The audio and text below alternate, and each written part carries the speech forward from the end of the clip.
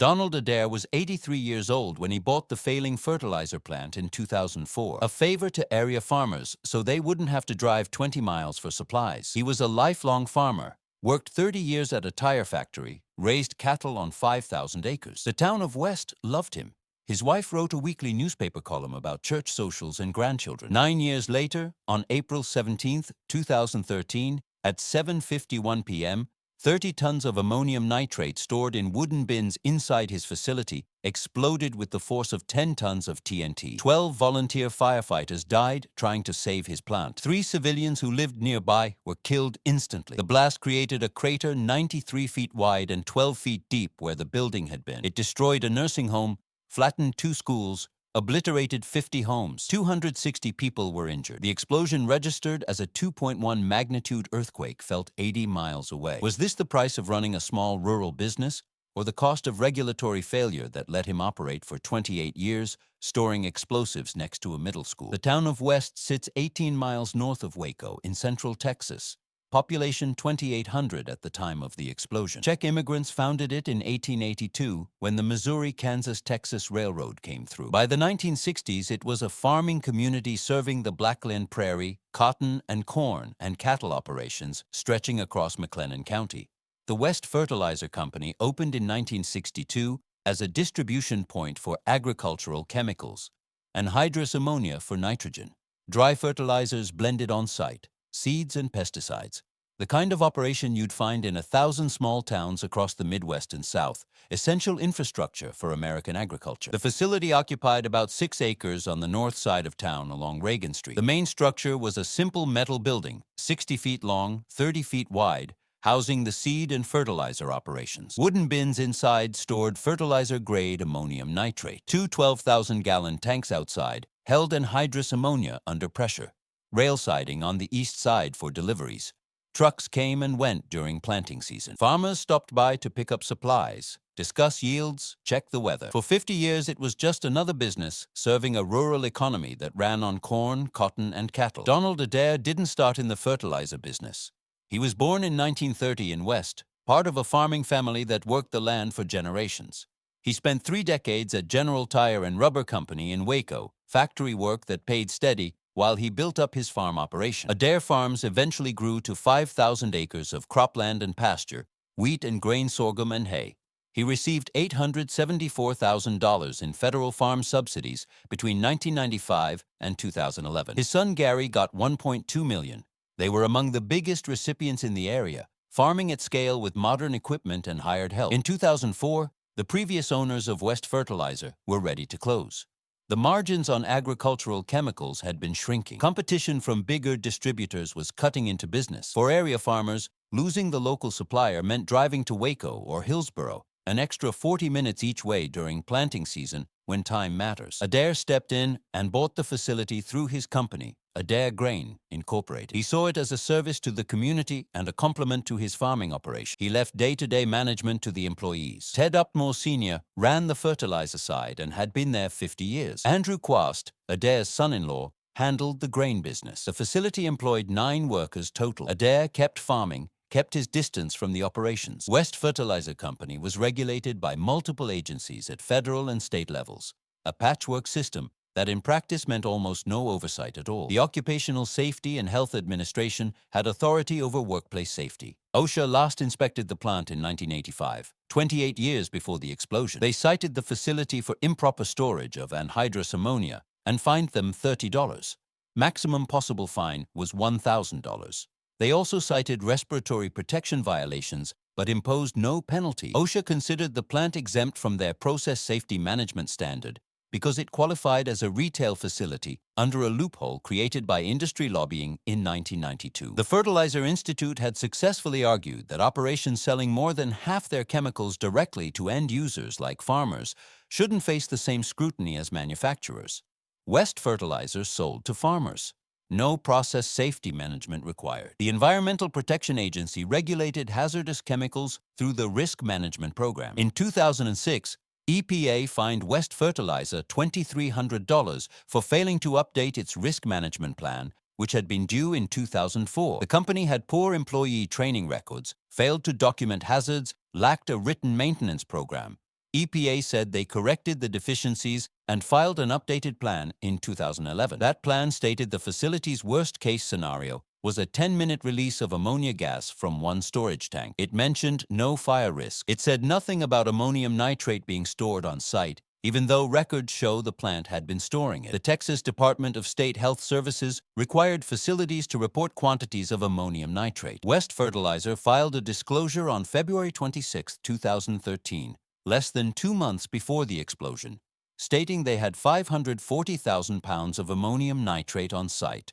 270 tons. For comparison, Timothy McVeigh used 2.4 tons mixed with diesel fuel to destroy the Oklahoma City Federal Building in 1995, killing 168 people. The West facility had more than 100 times that amount.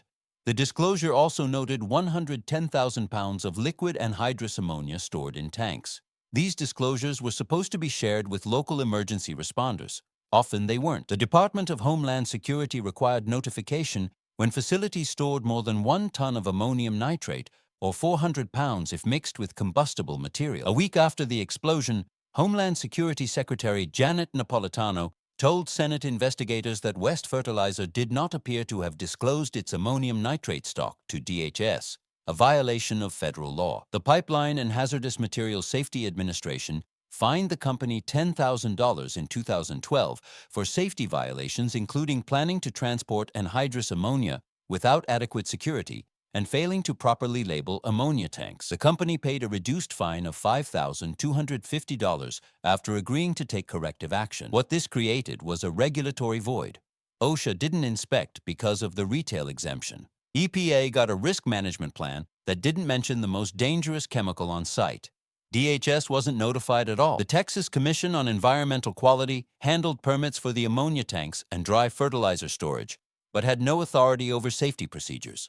Local fire marshals had no training in chemical hazards and no access to comprehensive information about what was actually stored at the facility. The nearest fire hydrant was 450 meters from the plant, too far to be useful in an emergency. The West Volunteer Fire Department, established in 1894, consisted of 31 volunteers serving 2,700 people across 54 square miles.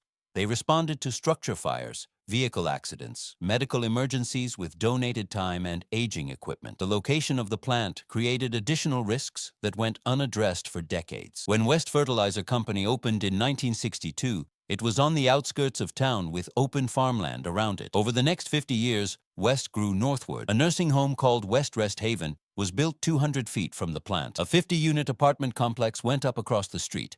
West Middle School sat directly adjacent to the facility. West High School was nearby. A playground and basketball court where children gathered was within the potential blast radius. By 2013, the fertilizer plant sat in the middle of a residential area with critical infrastructure all around it. The Environmental Protection Agency issued a non-binding recommendation that no schools be built within a half-mile of hazardous facilities. Both schools destroyed in West fell within that radius.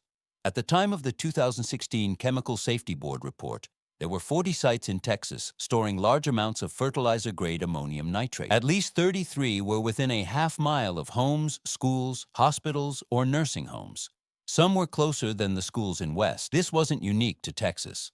Nationwide, thousands of facilities storing explosive chemicals operated in or near populated areas with minimal oversight and no requirement for separation distances. Zoning decisions were made by local officials who often lacked expertise in chemical safety and faced pressure from property owners and businesses. The ammonium nitrate stored at West Fertilizer was fertilizer grade, 44% nitrogen by weight, shipped in bulk, and stored in wooden bins inside the metal building. Ammonium nitrate is stable at ambient temperature. Farmers use it safely every day. But ammonium nitrate is also an explosive when exposed to high temperatures or a shock wave. The chemical structure contains both an oxidizing component and a reducing component in the same molecule. When heated past a critical point, it decomposes rapidly into nitrogen oxides, nitrogen, oxygen, and water vapor, releasing enormous energy.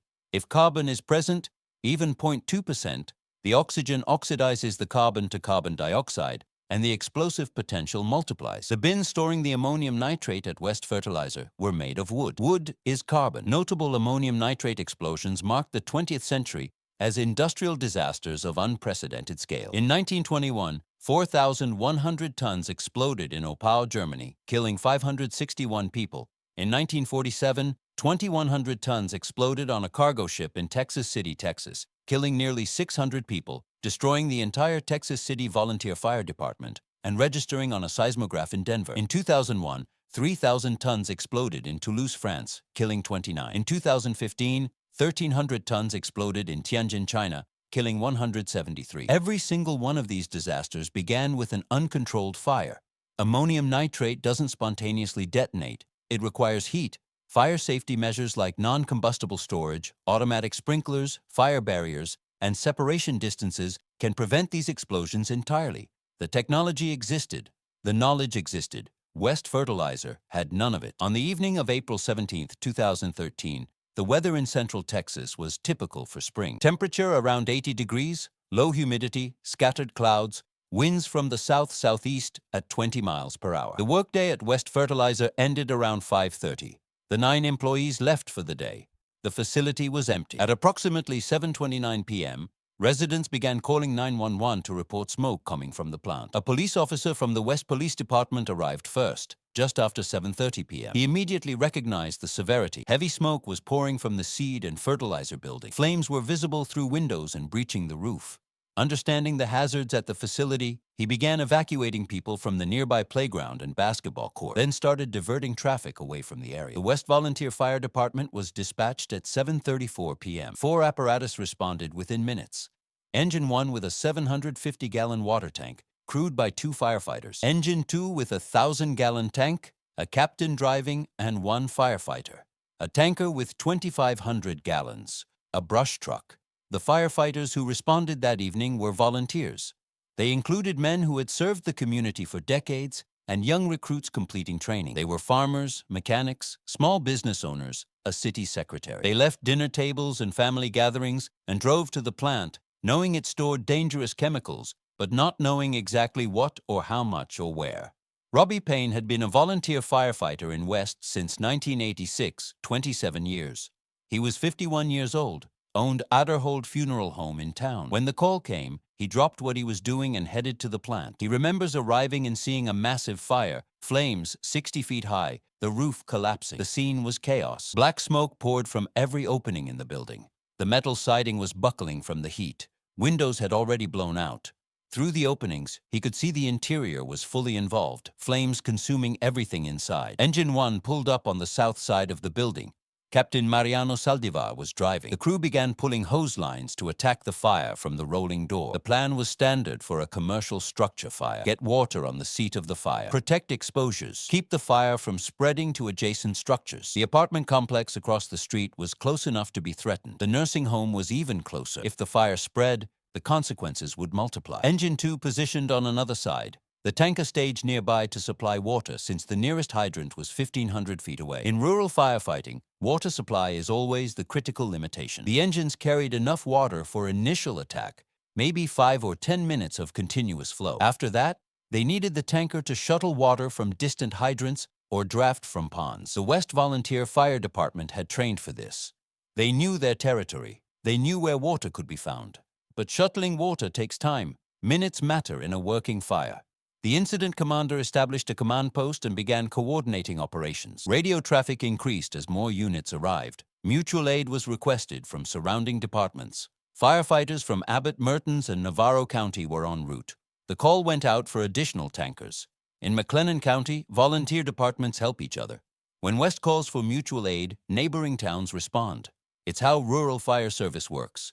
No single department has enough equipment or personnel to handle a major incident alone. They rely on each other. The firefighters attacking the blaze wore their turnout gear. Heavy coats, pants, boots, helmets, gloves, self-contained breathing apparatus on their backs. The SCBA bottles held 30 or 45 minutes of air depending on exertion. In intense heat and heavy smoke, that time goes faster. Firefighters were rotating in and out, changing bottles, cooling down, then going back in. The work was exhausting. The temperature outside was 80 degrees. Inside the fire, temperatures reached hundreds of degrees.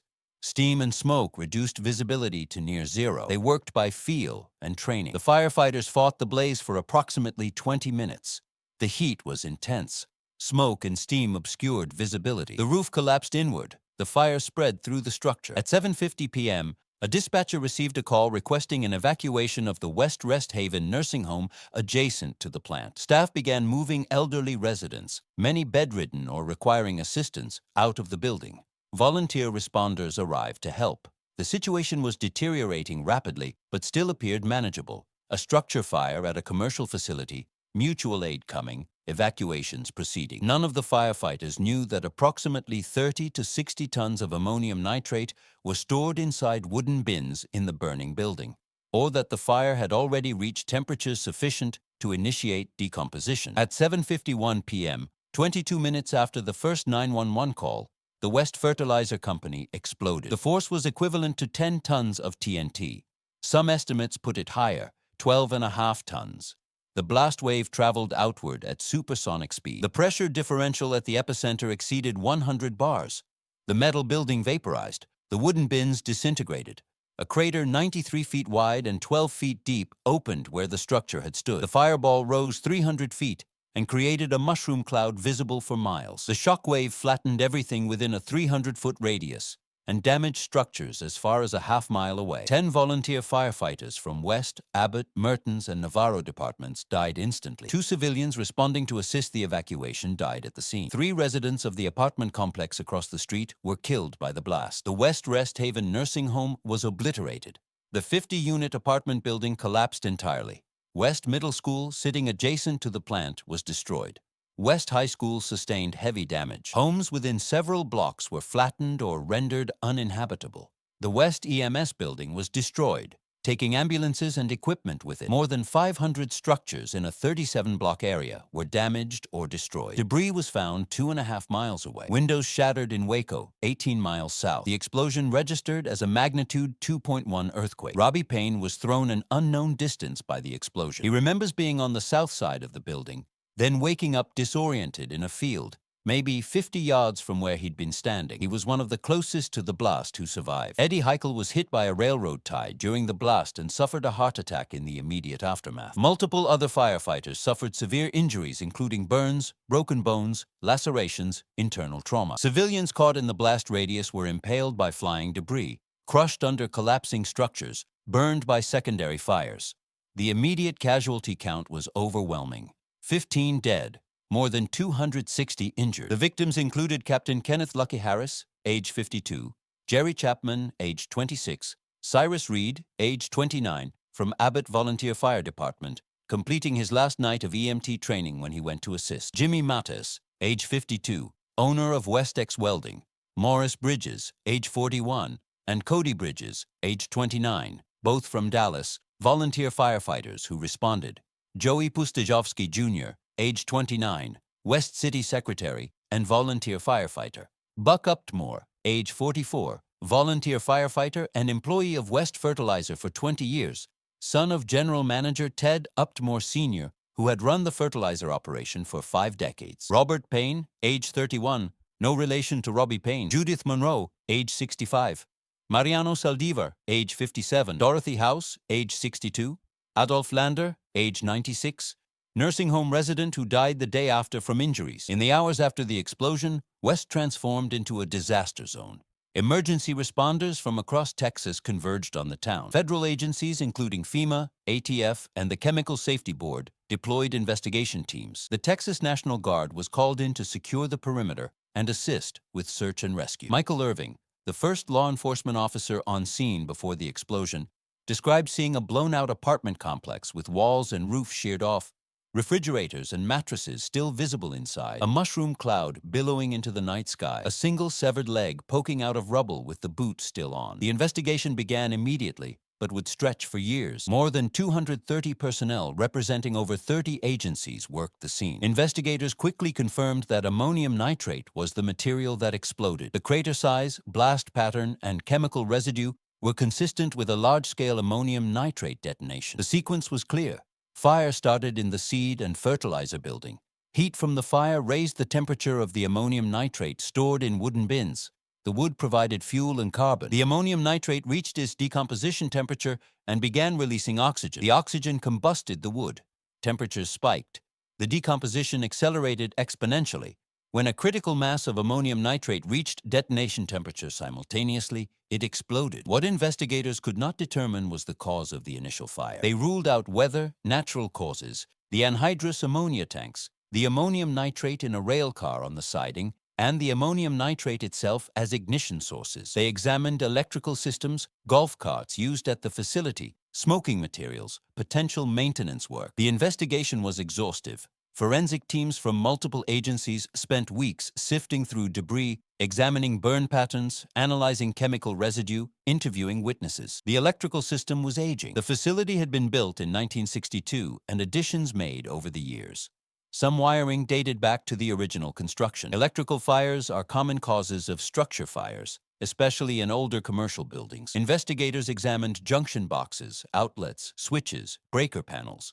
They looked for signs of arcing, overheating, or faulty connections. The explosion had destroyed most physical evidence, but some components could be examined. They found no definitive proof that electrical failure caused the initial ignition. Golf carts were used around the facility to move materials and transport workers across the 6-acre site. Golf carts have electrical systems, batteries, and potential ignition sources. If a cart had been parked near combustible materials with a faulty battery or electrical short, it could theoretically start a fire. Investigators interviewed employees about golf cart locations and maintenance. They examined golf cart debris found at the scene. Again, no conclusive evidence emerged. Smoking materials were another possibility. Did an employee or visitor discard a cigarette that ignited combustible material? The facility should have had no smoking policies in areas where chemicals were stored. But enforcement varies. Human behavior is unpredictable. Investigators asked about smoking habits, company policies, and whether anyone had been seen smoking near the building that day. The facility was empty when the fire started. Employees had left around 5:30. The first 911 call came at 7:29, 2 hours later. If someone had carelessly discarded a cigarette, it would have had to smolder for 2 hours before igniting. Possible but unlikely. Maintenance work was examined. Had any welding, cutting, or grinding been performed that day, or recently, that could have left hot metal or sparks? Had any equipment been repaired? Were there open flames used for any purpose? Investigators interviewed the 9 employees who worked at the facility. They reviewed maintenance logs, work orders, and purchase records for equipment or supplies that might indicate recent work. Nothing stood out. The fire could have started from spontaneous combustion. Some materials can self-heat under certain conditions. Oily rags, certain chemicals, organic materials in enclosed spaces can generate heat through oxidation. If heat builds faster than it dissipates, ignition occurs. The seed and fertilizer building contained various materials. Could something have spontaneously ignited? Investigators considered this possibility. They examined what materials were stored where. They consulted with chemists about spontaneous combustion risks. It couldn't be ruled out, but couldn't be confirmed. After weeks of investigation, interviewing almost 300 people, and following 160 leads, the cause of the fire remained unknown. This frustrated investigators and the public. In the modern era, forensic science can usually determine fire origins with reasonable certainty. Burn patterns, witness statements, physical evidence, chemical analysis, and elimination of possibilities typically narrow the cause to a probable source. But the West explosion destroyed the building so completely that physical evidence was scattered or obliterated. What remained was ambiguous. The investigation methodology followed standard protocols. Document the scene, photograph everything, collect samples, interview witnesses, reconstruct the timeline, eliminate possibilities systematically, identify potential ignition sources, test hypotheses. But when evidence is destroyed by a massive explosion, reconstruction becomes speculation. Investigators were honest about limitations. They couldn't say definitively what started the fire. They could only say what probably didn't start it. Then in May 2016, 3 years after the explosion, the ATF held a press conference and announced a stunning conclusion. They had determined the fire was deliberately set. It was arson. ATF stated they had ruled out all accidental causes and concluded the fire had to have been intentional. They offered a $50,000 reward for information leading to an arrest, but declined to name suspects or discuss evidence. The finding was immediately controversial. Legal and forensic experts criticized the ATF investigation. The finding appeared to be based primarily on the agency's inability to identify an accidental cause, essentially declaring arson by process of elimination. The conclusion was widely disputed. Other investigators pointed out that fires can start from numerous sources that leave no trace, especially in older facilities with aging electrical systems and combustible materials. The timing of the finding, 3 years after the explosion, just as regulatory discussions were intensifying, raised suspicions that it was intended to shift blame away from systemic failures and regulatory gaps. Victims' attorneys argued it delayed lawsuits against the company and gave defendants ammunition to claim they weren't responsible for an act of arson. No arrests were ever made. No suspects were ever publicly identified. The Chemical Safety Board released its final report in January 2016, before the ATF arson announcement. The report ran hundreds of pages and pulled no punches.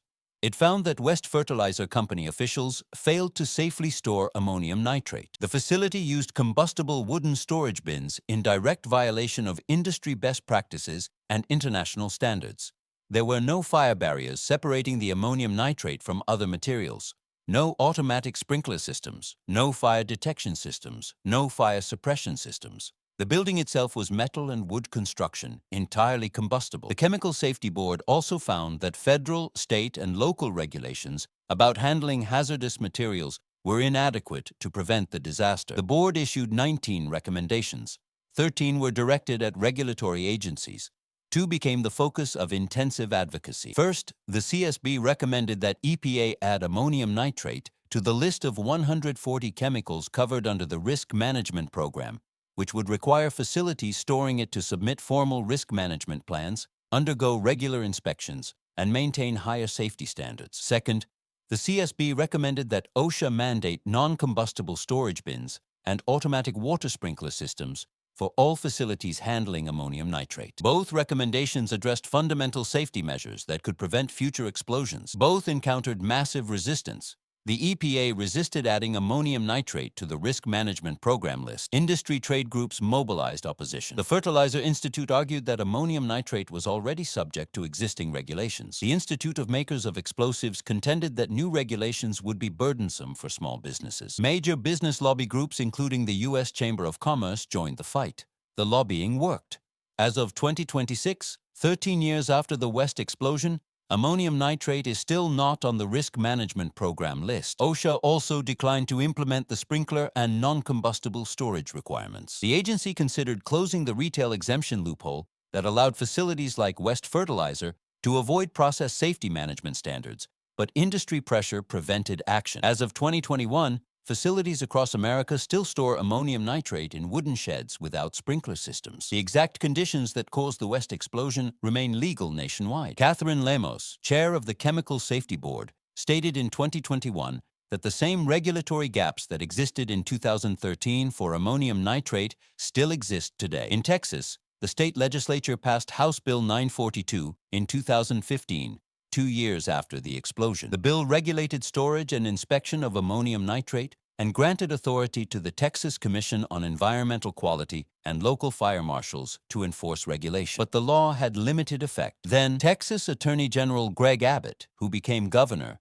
began writing opinions allowing the state to deny open records requests for information about ammonium nitrate facilities. When Texas Public Radio requested records about the 33 sites currently storing large amounts of ammonium nitrate in Texas, the Texas Commission on Environmental Quality confirmed the number but denied the records request, refusing to provide information on where the facilities are or who operates them. The locations remain secret from the public.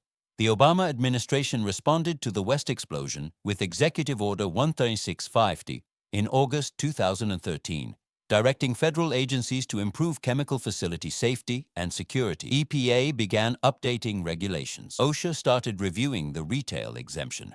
Then the Trump administration took office in 2017. One of EPA Administrator Scott Pruitt's first acts was to suspend the chemical disaster rule that had been developed in response to West. The D.C. Circuit Court of Appeals rejected the delay in August 2018, but the damage was done. In November 2019, the Trump EPA officially rolled back the regulations that had been created after West. The new rule eliminated requirements for third-party audits after incidents. It eliminated root cause analysis requirements. Most significantly, it eliminated requirements for companies to provide public access to information about what chemicals are stored in facilities and where. The rollback was estimated to save companies $88 million. The timing was particularly grim. Just months before the EPA rollback, in March and July 2019, Houston experienced multiple chemical plant fires and explosions. In January 2022, nearly 9 years after West, America came within minutes of a disaster that could have been exponentially worse. A fertilizer depot in Winston-Salem, North Carolina, caught fire. The facility was storing approximately 600 tons of ammonium nitrate, more than 10 times the amount that detonated in West. The depot was located in a residential neighborhood. If the ammonium nitrate had exploded, the death toll could have reached hundreds or thousands. Firefighters fought the blaze for hours while evacuating nearby areas. Miraculously, the ammonium nitrate did not detonate. The facility had sprinkler systems that activated and cooled some of the stored material. Wind conditions were favorable. Luck played a role. But the near miss illustrated that the regulatory failures that caused West remain unaddressed across the country. Between 2013 and 2023, ammonium nitrate was involved in at least 106 spills or accidental releases across the United States, according to federal records. 7 involved fires. 5 required evacuations, 9 resulted in 13 injuries, 2 resulted in deaths. Each incident was an opportunity for a West-scale disaster. Donald Adair faced immediate legal consequences. At least 7 lawsuits were filed against Adair Grain, Incorporated, which owned the West Fertilizer Company. The lawsuits alleged gross negligence, failure to safeguard the plant, failure to protect employees and the surrounding area. The legal theory was straightforward. Adair owned the facility. He was responsible for its operation. The facility stored dangerous materials improperly. The improper storage caused an explosion. The explosion killed 15 people and injured hundreds. Therefore, Adair was liable. The lawsuits were filed by different groups with different claims. Insurance companies representing residents and businesses sought to recover payouts they'd made for property damage and injuries. This is called subrogation.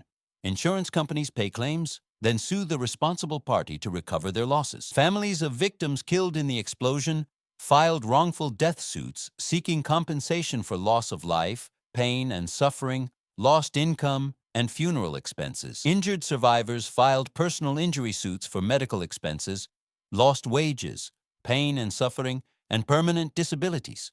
The City of West filed suit for damages to public infrastructure, emergency response costs, and economic losses. Adair's legal team faced the challenge of defending actions that were technically legal under Texas law but resulted in catastrophic harm.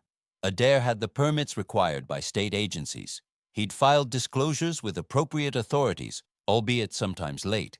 He'd paid fines when violations were cited. The violations were administrative, not criminal. The facility met Texas requirements for operation. The question was whether meeting minimum legal requirements absolved him of responsibility when those requirements were inadequate to prevent disaster. The concept of negligence in tort law requires proving 4 elements: duty, breach, causation, and damages. Did Adair owe a duty of care to the community? Clearly, yes. Operating a facility storing explosive materials creates a duty to handle them safely. Did Adair breach that duty? Plaintiffs argued, yes. Storing ammonium nitrate in wooden bins without sprinklers, fire barriers, or adequate separation from residential areas fell below the standard of care a reasonable person would exercise. Did the breach cause the damages? Yes. The fire ignited the ammonium nitrate stored in wooden bins, causing the explosion. Were there damages? Obviously. 15 dead, 260 injured, 500 buildings damaged or destroyed, $100 million in losses. Adair's defense had several possible arguments. The arson finding by ATF, if accepted, could break the chain of causation. If someone deliberately set the fire, then Adair's storage practices didn't cause the explosion. Arson did. This argument had weaknesses. Even if arson started the initial fire, proper storage practices would have prevented the explosion. Non-combustible bins and sprinkler systems might have stopped the fire from reaching detonation temperatures. The fact that arson triggered the sequence doesn't eliminate responsibility for conditions that made the explosion possible. Another defense was compliance with regulations. Adair followed Texas law. He had permits. He'd been operating the same way for 9 years without incident.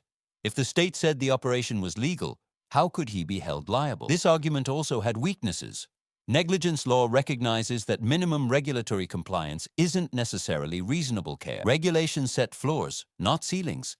Industry best practices often exceed regulatory requirements. A company that meets legal minimums but ignores safety standards widely adopted by their industry can still be found negligent. Contributory negligence was another possible defense. Did the victims contribute to their own injuries? This argument was particularly problematic for the firefighter deaths.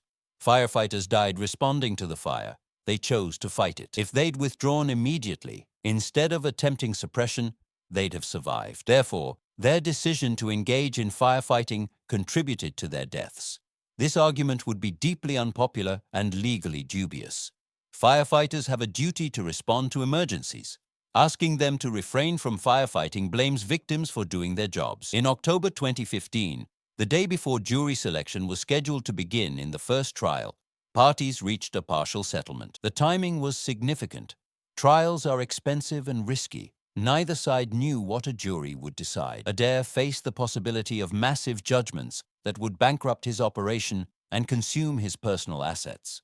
Plaintiffs face the possibility of losing or getting smaller awards than expected. Settlements eliminate uncertainty. Both sides compromise to avoid the gamble of trial. The terms were not disclosed. Settlement agreements typically include confidentiality clauses, preventing parties from discussing amounts or terms. This protects defendants from negative publicity and prevents other plaintiffs from knowing what previous cases settled for, which might influence their expectations. The non-disclosure frustrated the public and media, but is standard in civil litigation. We know the settlement covered the families of 3 civilians killed in the explosion because court documents mentioned it. We don't know how much they received. Additional fines totaled $118,300 for violating rules about handling hazardous materials. These were regulatory fines from state and federal agencies, separate from civil lawsuits. OSHA, EPA, and other agencies can impose administrative penalties for violations of their regulations.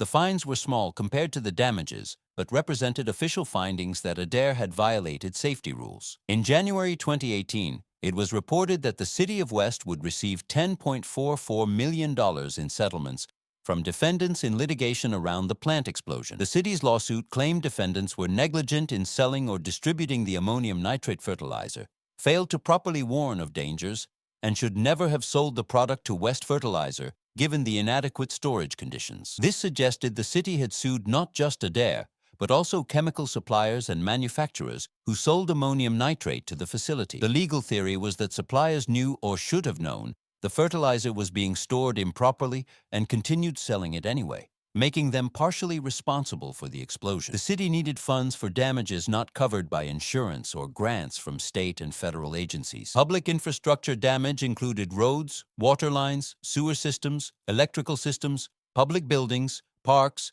and emergency response costs. The explosion destroyed the West EMS building and equipment. It damaged the volunteer fire department station. It required massive emergency response involving hundreds of personnel from dozens of agencies.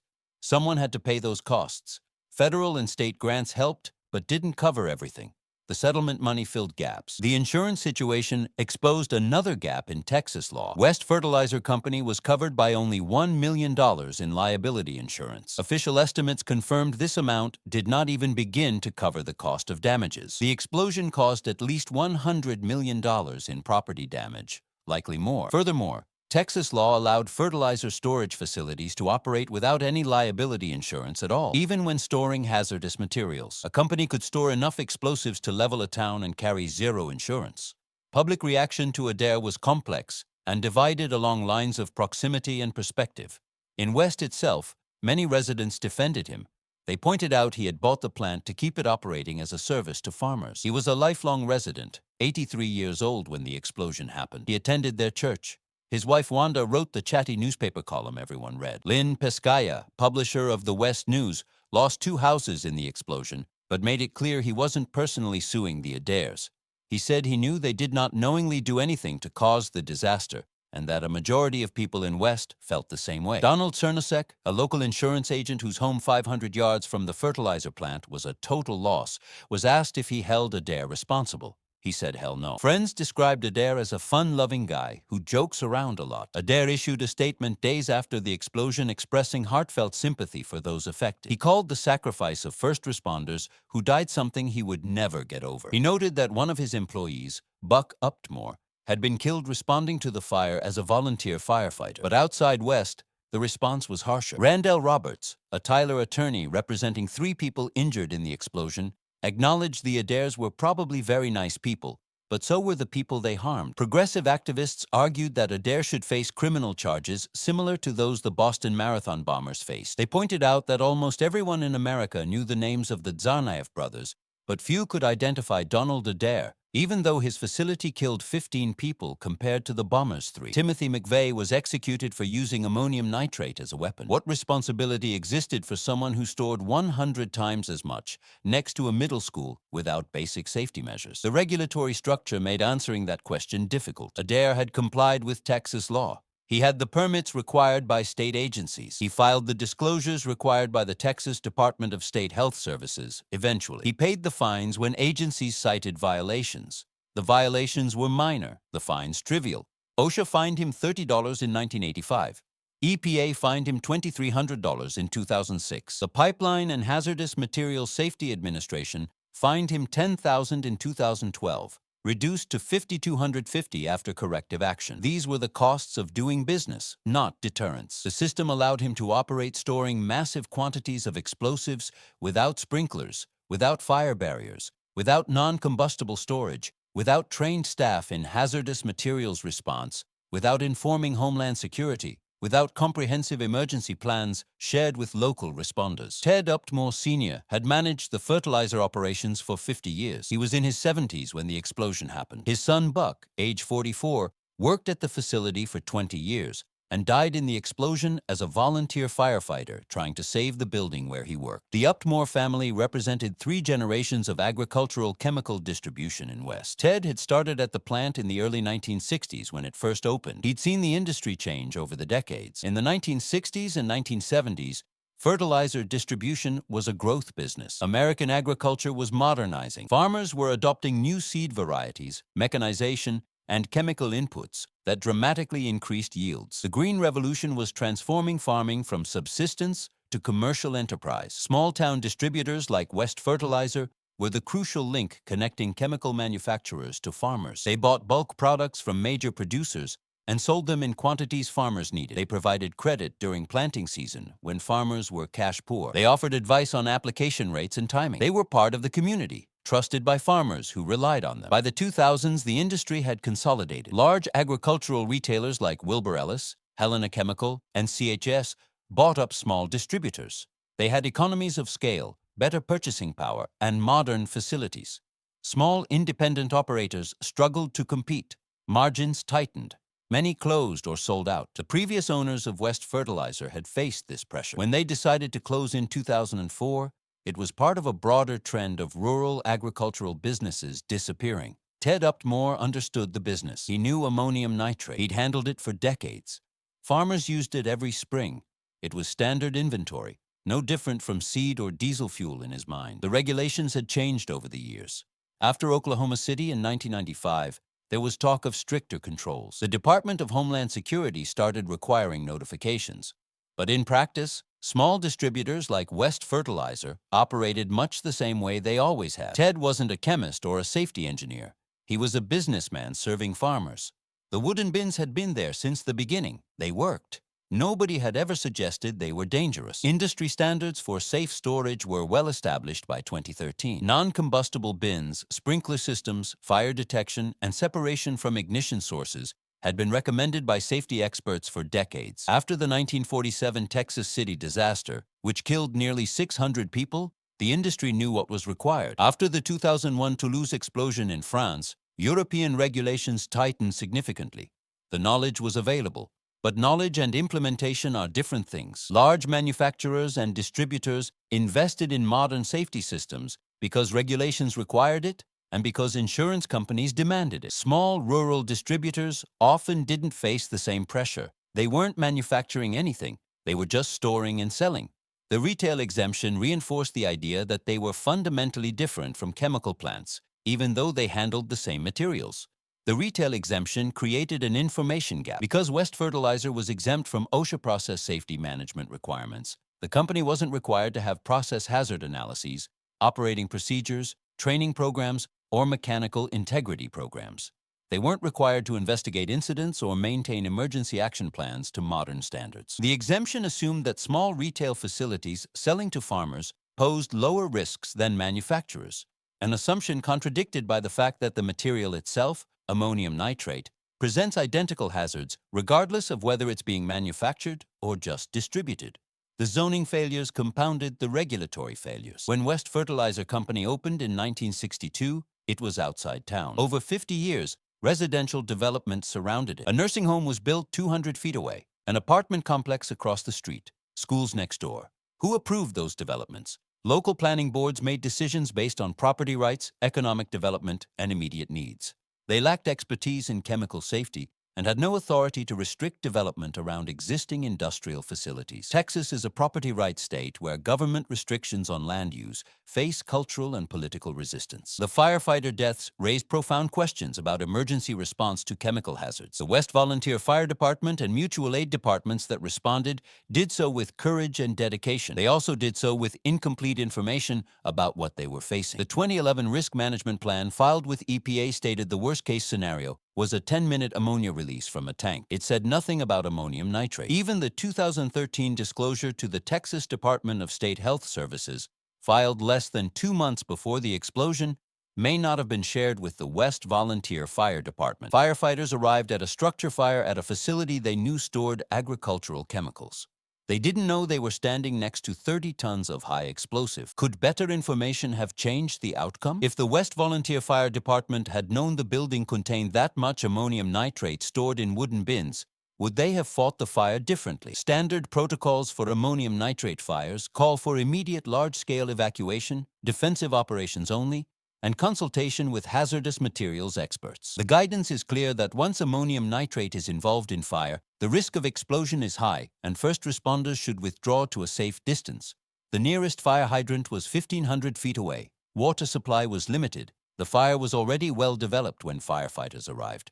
With proper information, the decision might have been to evacuate aggressively and let it burn, sacrificing the structure to protect lives. The Chemical Safety Board report included detailed recommendations for first responder training and communication. It called for better sharing of chemical inventory information between facilities and local fire departments. It recommended that fire departments develop standard operating procedures for responding to fires at chemical facilities. The recommendations were sound, but faced the same obstacles as all the other recommendations. Implementation required funding, training, coordination, and political will. The town of West faced a recovery that would take years and leave permanent scars. The population before the explosion was approximately 2,800. In the immediate aftermath, hundreds evacuated. Some never returned. By 2023, the population had dropped to around 2,400, a loss of 400 residents, 14% of the community. Those who left had reasons that made sense individually, but accumulated into collective loss. Young families with children didn't want to raise kids in a town associated with trauma. Elderly residents who lost homes didn't have the energy or resources to rebuild. Renters without insurance couldn't afford to replace lost possessions and find new housing simultaneously. Workers who had jobs at the fertilizer plant or in businesses destroyed by the blast found employment elsewhere and never came back. More than 150 buildings were damaged or destroyed. The classification mattered. Damaged buildings could potentially be repaired. Destroyed buildings were total losses requiring demolition and reconstruction from foundation up. Insurance adjusters descended on West in the days after the explosion. They walked through neighborhoods with clipboards and cameras, assessing damage, categorizing losses, calculating payouts. The process was mechanical and necessary, but felt cold to residents dealing with destroyed homes and lost possessions. Homes closest to the blast were completely destroyed. Foundations cracked, walls collapsed, roofs blown off. In some cases, houses were reduced to piles of debris. Furniture, clothing, photographs, keepsakes, everything inside was destroyed or scattered across the neighborhood. Residents returned to find empty lots where their homes had been. Some could identify personal belongings in the rubble: a child's toy, a family Bible, a piece of furniture recognizable despite being broken and burned. Others found nothing. Everything was gone. Homes farther from the epicenter sustained varying degrees of damage. Windows shattered from the pressure wave, doors blown off hinges, walls cracked, structural damage to frames and foundations, roofs damaged by flying debris. These homes might be repairable but required extensive work. Contractors were overwhelmed. Everyone needed repairs simultaneously. Materials were in short supply. Labor costs increased. Some residents lived in damaged homes while waiting for repairs, covering broken windows with plastic, patching holes, making do. Others stayed with relatives or friends or in temporary housing provided by relief organizations. West Middle School and West High School were heavily damaged, forcing students to finish the school year in Waco. The district had to arrange transportation, coordinate schedules, and reassure parents. Students processed trauma while adapting to new schools. Teachers tried to maintain normalcy while dealing with their own shock. Some students had lost family members. Others had seen the explosion or felt the blast. The counseling needs were immense. The school district brought in trauma specialists, but healing takes time. The decision about whether to repair or rebuild the schools involved complicated calculations. Repair might be faster and cheaper, but would students and parents feel safe in buildings damaged by the explosion? Rebuilding offered a fresh start, but required more time and money. Federal and state grants would help, but wouldn't cover everything. The community had to decide what they wanted. Eventually, they chose to rebuild. New facilities would be safer, more modern, and wouldn't carry the psychological weight of the damaged structures. The West Rest Haven nursing home was obliterated. Elderly residents who couldn't be evacuated in time were thrown through walls and buried in debris. Those who survived the initial blast were injured and traumatized. The facility couldn't be rebuilt on the same site for obvious reasons. The property became part of the memorial. Elderly residents displaced by the explosion had to find care elsewhere. Some moved to facilities in Waco or surrounding towns. Others moved in with family. A few died within months from complications related to the blast or from the stress of displacement. For elderly people, losing their home and community can be fatal. The 50-unit apartment complex was a total loss. 50 families lost their homes simultaneously. Most were renters with limited resources. Few had renters insurance. They lost everything: furniture, clothing, electronics, food, personal items. Some residents were at work or away when the explosion occurred and returned to find their apartments destroyed. Others were inside and barely escaped with their lives. The complex had been affordable housing, one of the few options in West for families with limited incomes. Its destruction created a housing crisis. Finding replacement housing was difficult. West didn't have excess housing stock. It's a small town. Vacancy rates were low. Displaced residents had to look in Waco or other nearby towns, which meant longer commutes or changing jobs. Some doubled up with relatives or friends temporarily. Others left the area entirely. The loss of affordable housing had long-term consequences for the community's economic diversity. When low and moderate income residents leave, the town's character changes. Insurance covered some damages, but not all. Many renters had no insurance and lost everything. FEMA denied disaster relief funding initially, classifying the event as an industrial accident rather than a natural disaster, though the agency did provide individual residents with emergency funds. The denial highlighted gaps in disaster response frameworks. Eventually, state and federal grants helped fund rebuilding, but the process was slow and incomplete. The psychological impact was immeasurable. Robbie Payne, the funeral home owner and volunteer firefighter who survived the blast, struggled with survivor's guilt. He can't explain why he walked away when friends died. The question haunts him. He was standing on the south side of the building pulling hose when the explosion occurred. Men standing 20 feet away were killed instantly. He was thrown 50 yards and woke up in a field with minor injuries. Why? There's no answer that satisfies. His funeral home was selected to handle services for 10 of the explosion victims, but his injuries prevented him from working those funerals. His staff handled the responsibilities while he recovered physically and mentally. He attended the services as a mourner, not as the funeral director. He sat in pews with other survivors and family members and listened to eulogies for men he'd known for years. Some he'd worked alongside in the fire department for decades. Others he'd buried their family members. Now his staff was burying them. The injuries from the blast were relatively minor: cuts, bruises, a concussion. He was back on his feet within weeks. The psychological wounds took longer. He had nightmares. The explosion replayed in his sleep, sometimes exactly as it happened, sometimes in distorted variations where he saw things that didn't occur but felt real. He'd wake up disoriented, not sure where he was or what was real. During the day, sudden loud noises triggered panic responses. A car backfiring, thunder, construction equipment. His body reacted before his mind could process that it was safe. He became the fire department's chaplain after the explosion. The department needed someone to provide spiritual support to firefighters dealing with trauma. Payne was the logical choice. He owned a funeral home. He'd been a firefighter for decades. He'd survived the blast. He understood what the others were going through. But being chaplain meant confronting his own trauma while helping others with theirs. It was therapeutic in some ways. It gave him purpose. It connected him to other survivors. It also meant he couldn't escape the event. He was living with it every day. He grew close to Eddie Heichel, another survivor who suffered a heart attack and detached retina from the blast. Heikel had been hit by a railroad tie during the explosion. The impact caused blunt force trauma that triggered the heart attack. He remembers the pain, the confusion, being unable to see clearly. He spent weeks in the hospital recovering. The detached retina required surgery. The heart attack required cardiac rehabilitation. He was in his 60s, not young. Recovery was slow. Payne and Heikel helped each other carry the burden. They talked about things they couldn't discuss with people who hadn't been there. The sound of the explosion, the pressure wave, the moment of realization that something catastrophic had happened. The chaos afterward, the search for survivors, the growing understanding that many wouldn't be found alive. They developed a bond forged by shared trauma.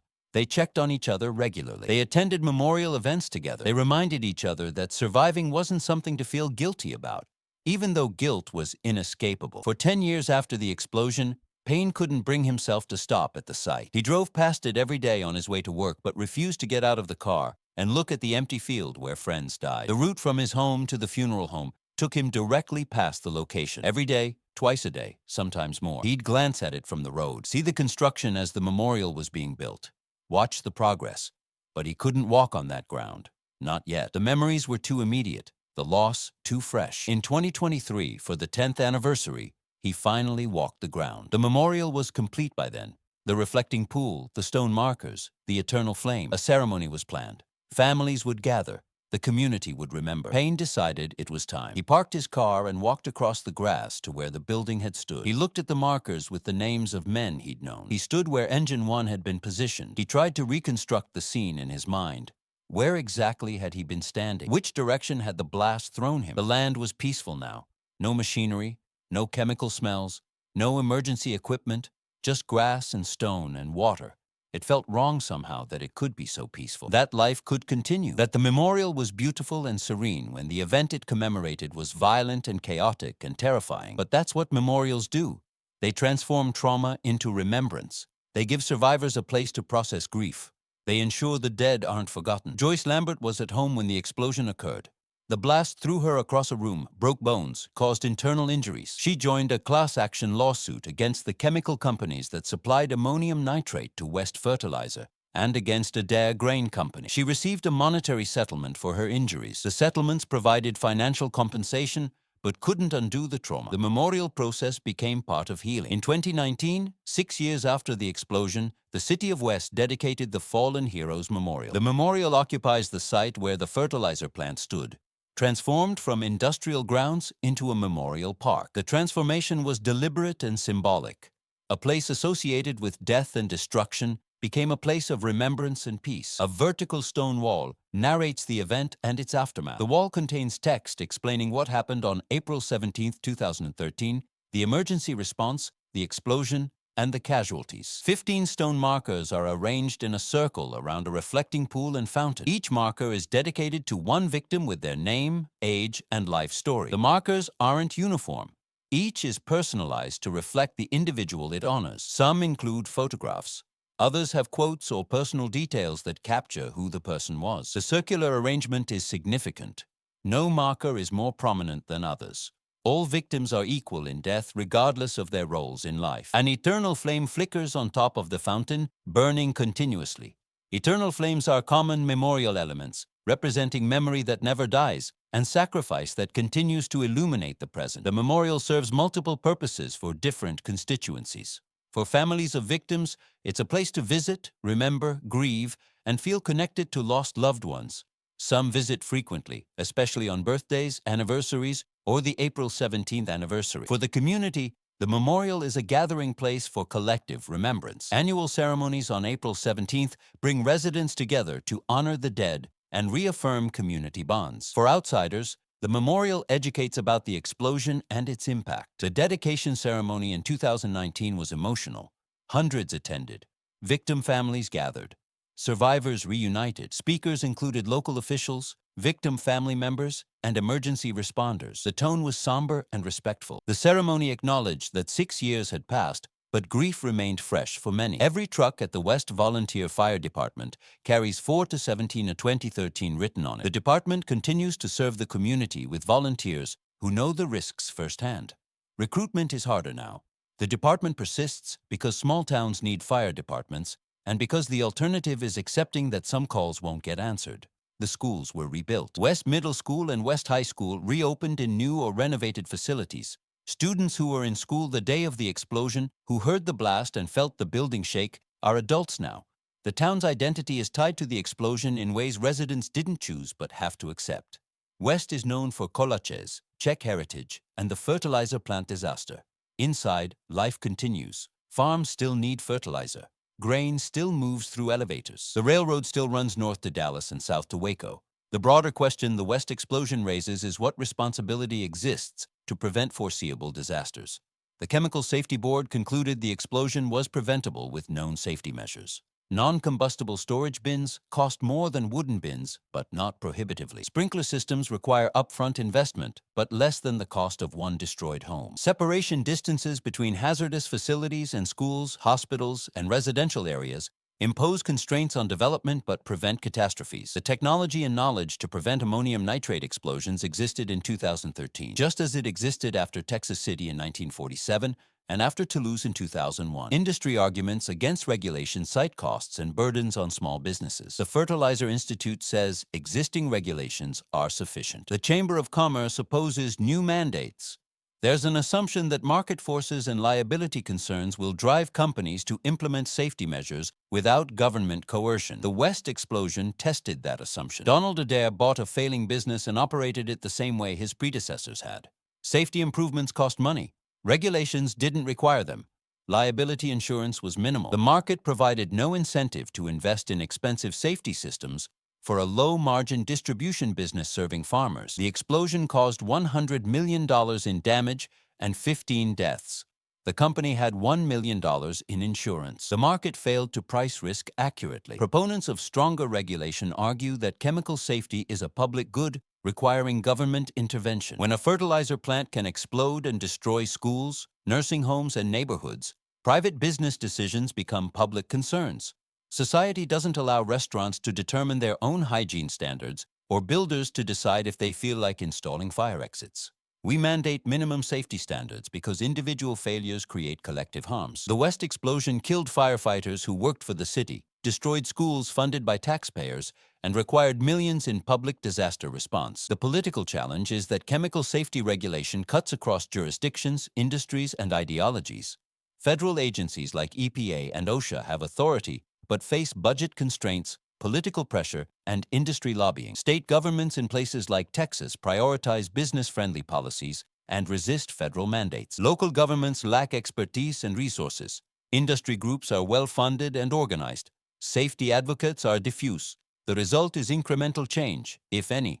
As of 2026, 13 years later, most of the conditions that caused West remain legal. The international comparison is instructive.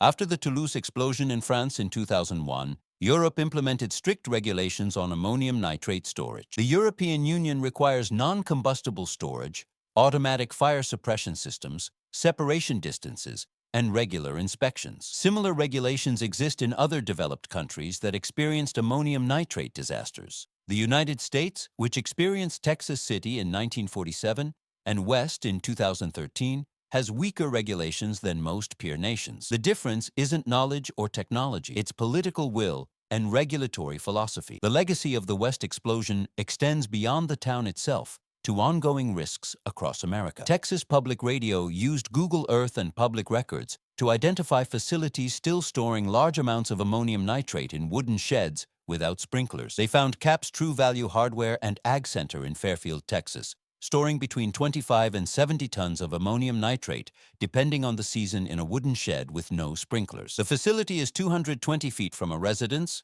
278 feet from a hospital, and 1,432 feet from a school. Less than 30 tons detonated in West.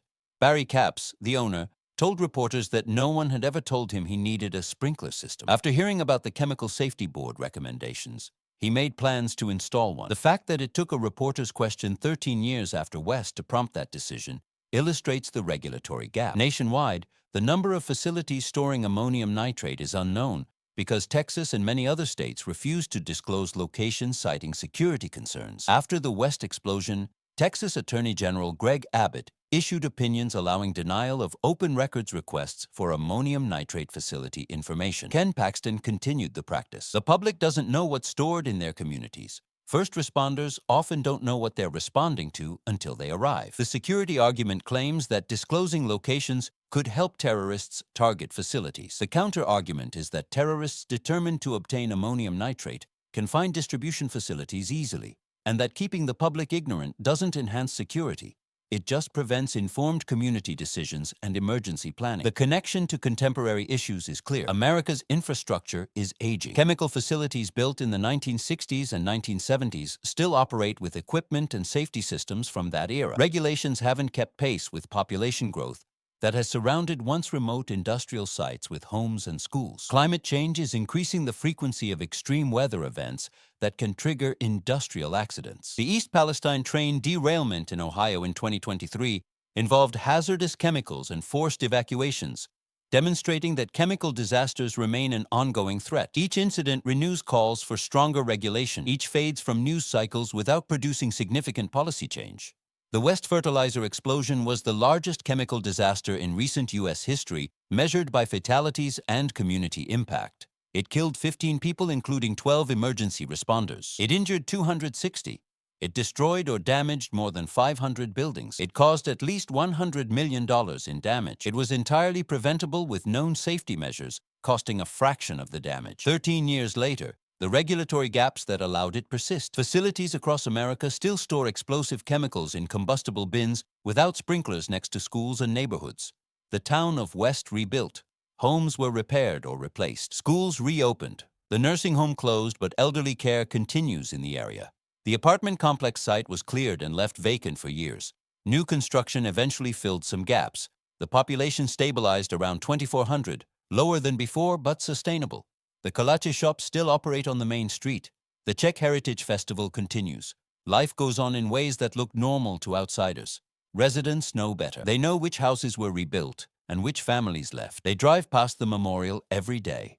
For the families of the 15 victims, recovery isn't possible, only adaptation. Dustin Mattis, whose father Jimmy died fighting the fire, was at a loss for words when he learned in 2021 that federal policy changes recommended after the explosion remained unfulfilled. His father sacrificed himself trying to protect the community. But the same conditions exist at facilities across Texas and nationwide. Donald Adair lived through the investigation, the lawsuits, the settlements, and the aftermath. He was 83 when the explosion happened. He didn't face criminal charges. The arson finding by ATF, disputed as it was, shifted some blame away from him and toward an unknown perpetrator. The civil settlements were reached without admissions of wrongdoing. Texas law's permissive approach to liability insurance and weak regulations meant he had operated within the law, however inadequate the law proved to be. His neighbors in West largely didn't blame him personally. He was one of them. The West Fertilizer Company site remains a memorial. The crater was filled. The contaminated soil was remediated.